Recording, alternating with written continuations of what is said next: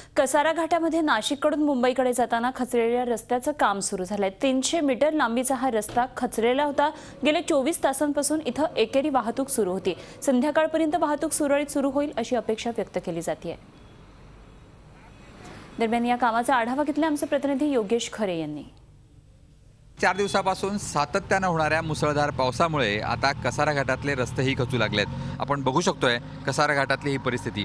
आता या ठिकाणी कच टाकून किंवा वाळू टाकून या ठिकाणी जे तडे गेलेले तडे आहेत ते मिटवण्याचा प्रयत्न या ठिकाणी होतोय। रस्ता जवळजवळ अर्धा रस्ता हा या ठिकाणी खाली खचलेला आहे।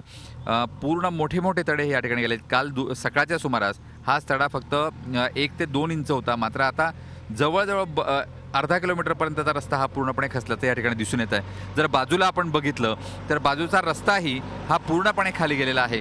त्याच्या बाजूला असलेली जी सुरक्षा यंत्रणा होती, ज्या ठिकाणी या ठिकाणी दगडांचं एक जे जाळी केलेली होती, ती जाळीसुद्धा पूर्णपणे या ठिकाणी खाली गेलेली आहे। त्यामुळे एकूणच खालची जी माती आहे ती धसते आहे।